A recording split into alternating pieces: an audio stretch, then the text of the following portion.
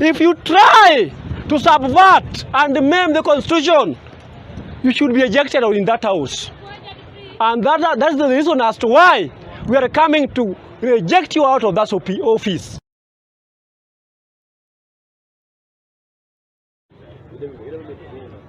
It is unequivocal, crystal clear that Honorable Uhuru Kenyatta is part and parcel of Azimio's movement in this nation. Why? Because Raila Amolo Odinga's victory was stolen by Honorable Samuel Ruto. And it is a victory to be recovered on the basis of constitutional and the basis of mass action. And therefore, Uhuru Kenyatta made it very clear that he is still in the mission of ensuring that Kenyans, the oi polloi, or rather the body politic, get their right in the balloting. Luo's MPs attended the statehouse meeting. It was as Ruto succeeded what? As Ruto succeeded in dividing Luos. Honorable members, this one is very important, honorable members, because I know today Honorable Kolomani is here, and tomorrow he might be a member of parliament or an MCA somewhere. But my friend, if you become one, deliver your mandate. Be one that understands its mandate. I always refer to the Constitution because that is the document that actually governs this nation. Because Constitution is a rule and a law. We need to involve in a sophisticated political debate that is based on visions and ideas. Chapter 8 of our Constitution talks about legislation. Chapter 9 talks about executive. And therefore, legislators should not be an extension or rather errant boys of the executive.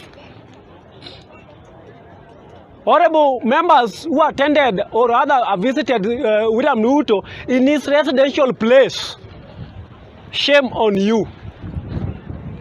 You are supposed to legislate in the parliament, represent and oversight.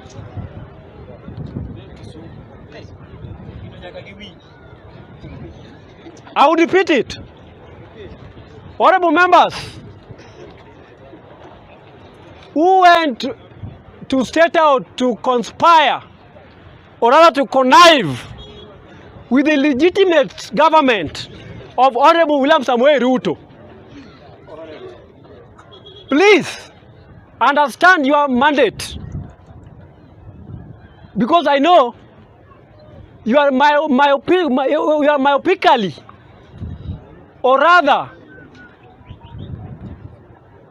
failing to understand the concept of the law. Please operate within the dictum of the Constitution. Legislate, oversight, and represent well. Do not be an extension of executive. Shame on you. Ruto and Gachagua skipped Magoa's burial. What could have been the reason? Magoa is a former cabinet secretary in this nation. It was unfortunate that we learned Magoa's death at the midst of the confusion of the citizens of the nation at that particular time. But at times, it calls to come into terms with the harsh reality and accept the nature. But at the same time, it is a bit disgusting, devastating, and even obnoxious to politicize a funeral. Samuel Ruto, I know your intelligence. Table it before.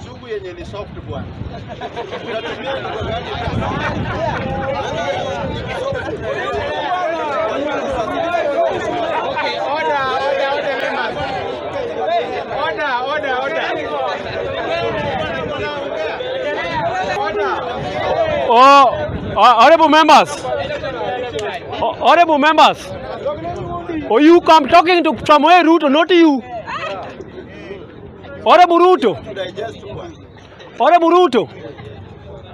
I know initially or previously you wanted to carry out your skewed politics at that funeral.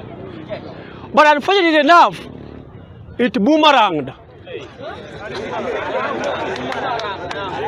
Piga makofi. Pigeni makofi.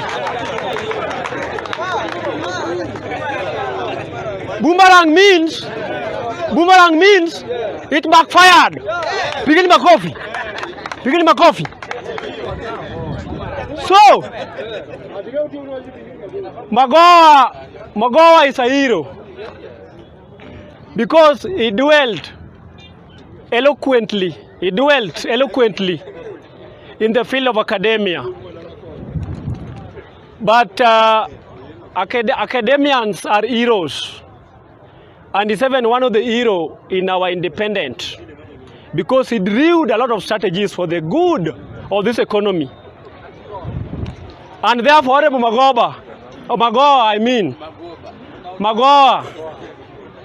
Magoha, rest in peace. Because sisi kama Wakristo, we believe and we live in the solace of the word of the scriptures that you are all sinners and fallen short of the glory of God. May his soul rest in peace. Will Azimio disintegrate? Any thought or rather any wishful thinking that is contemplating the disintegration of Azimio la Umoja is hogwash. Because Honorable Raila Amolo Odinga is a political enigma.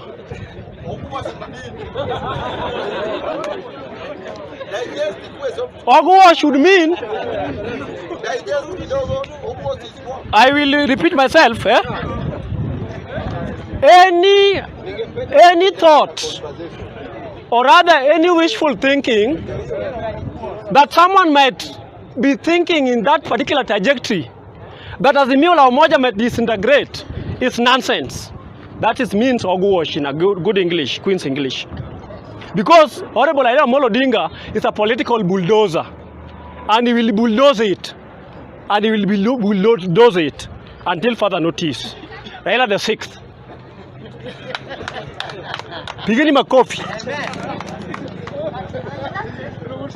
Our Azimio people, Baraza's rally is aimed at removing Ruto or while to what?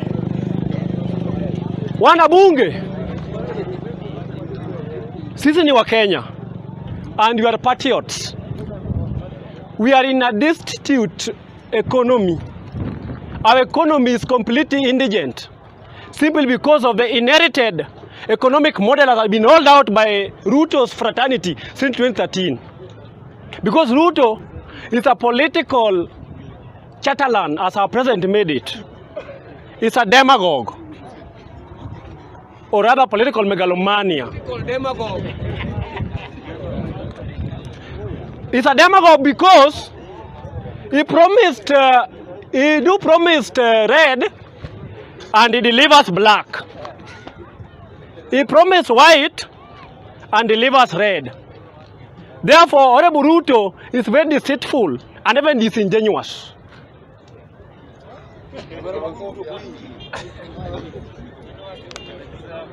Honorable Ruto, be warned. But because Kenyans are oblivious of what the Constitution states, but we shall copy an history.